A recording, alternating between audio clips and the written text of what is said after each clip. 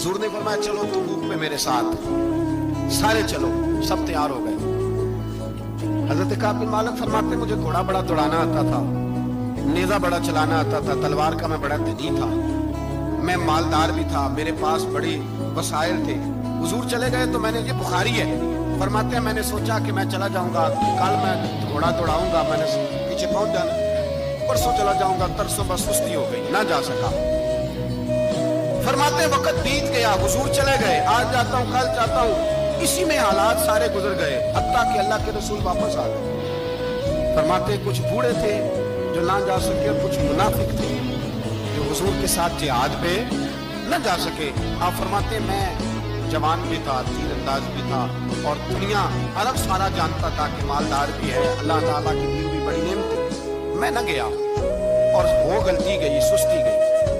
फरमाते हुजूर मदीने में आए, जब मस्जिद नबी में बैठे तो मुनाफिक आके बहाने करने लगे। कोई कहने लगा बच्ची बड़ी बीमार थी, कोई कहने लगा हुजूर कल ही सही हुआ हूं। फरमाते मुझे भी पता था और पता मुस्तफा को भी था झूठ बोल रहे, हुजूर को पता था, पर वो बहाने करते, हुजूर कबूल करते, मैं चलो जाओ। कहा फरमाते एक मिनट के लिए मुझे भी वसवसा आया कि कोई बहाना ना कर दूं, लेकिन फिर मैंने सोचा बहाना किसके सामने करूं, जिसे अल्लाह तबारक व तआला ने नबुव्वत की आंख अता फरमाई हुई है, उस महबूब के सामने बहाना। उस ख्याल आया मुसलमान नेक बद पहचान जाते हैं, मोहम्मद आदमी के दिल की बातें जान जाते हैं, किधर बहाना करूं, हुजूर को तो सारा पता है।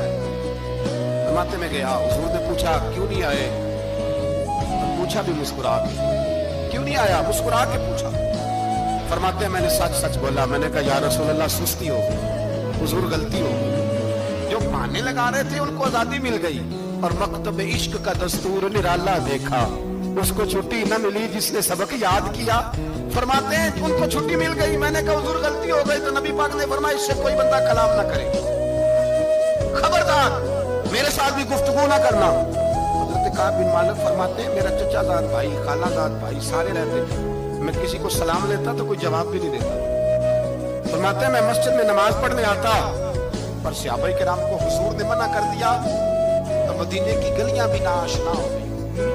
फरमाते मुझे यूं लगता था कि मदीने के दरो दीवार भी मुझसे कलाम नहीं करते, मैं वहां दुआ मंगया करो संगियो किते मुर्शद ना रुस जावे, ए जिन्हां दे पीर रुस जांदे ओ जिउंदे ही मरे रहते। का इस तरह लगा कि जैसे हालात बिगड़ गए सारे मेरे हक में। आप फरमाते मैं मस्जिद में आके बैठता, जब मुझे पता था मैं जब आके उधर करता तो हुजूर मुझे देखते, और जब मैं नबी पाक को देखता तो हुजूर चेहरा फेर लेते।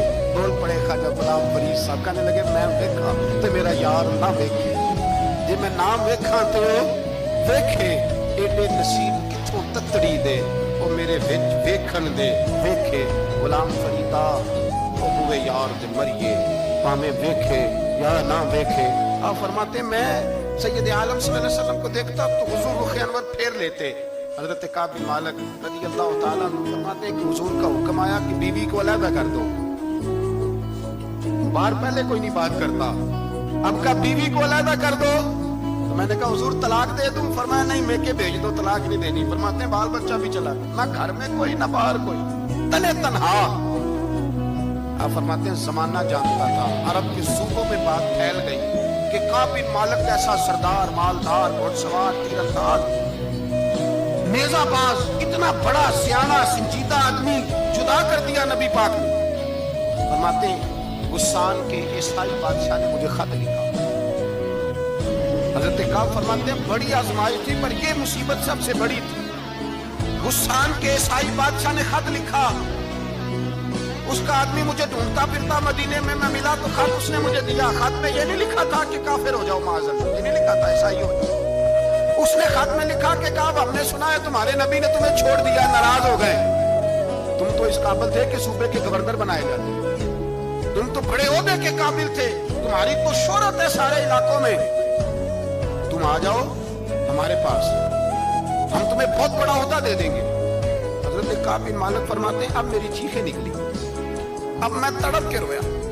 मैंने वो उसका खत पकड़ा और जलते हुए तंदूर में डाला और मस्जिद नबी में सर सजदे में रख के मैंने कहा अल्लाह मेरा ईमान इतना ही मशकूक हो गया है कि काफिर कहते हैं मैं उनके साथ मिल जाऊंगा, اے اللہ میرا ایمان اتنا مشکل کافر سمجھنے لگے ہیں کہ میں مسلمانوں کو چھوڑ کے ان سے اتحاد کروں گا.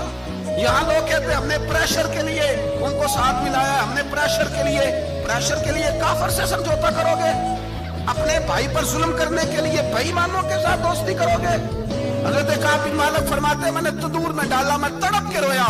میں نے کہا اے اللہ میرا اتنا امتحان نہ لے کہ کافر سوچنے لگے کہ میں اس سے سمجھوتا کروں گا. اے اللہ مہربانی فرما, اتنا امتحان نہ لے. روتے روتے گھر گیا, شہری تک روتا رہا.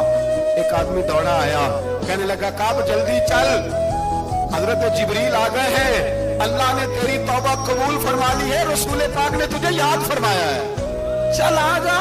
حضرت کعب بن مالک فرماتے میں قدموں میں گرا, میں نے کہا محبوبہ میرا سارا ہی مال لے لے, حضور میری ساری صلاحیتیں لے لے, رکھ لے سارا کچھ, مجھے وہ مال نہیں چاہیے جو آپ کے دروازے سے دور کر دے. حضور وہ دولتیں میرے کس کام کی جو آپ کے دروازے سے دور کر دے. بے نور بے چراغ جو محفل ہو پھونک دو, اعظم بلا سے اپنی وہ ہستی ہی کیوں نہ ہو, جو چیز اس کی راہ میں حائل ہو پھونک دو. حضرت کعب بن مالک رضی اللہ تعالیٰ نے ایک منٹ کے لیے بھی کافر سے سمجھوتا کرنا پسند نہ کیا. جبھی تو اللہ نے توبہ حضرت جبریل کے ذریعے نازل فرمائی.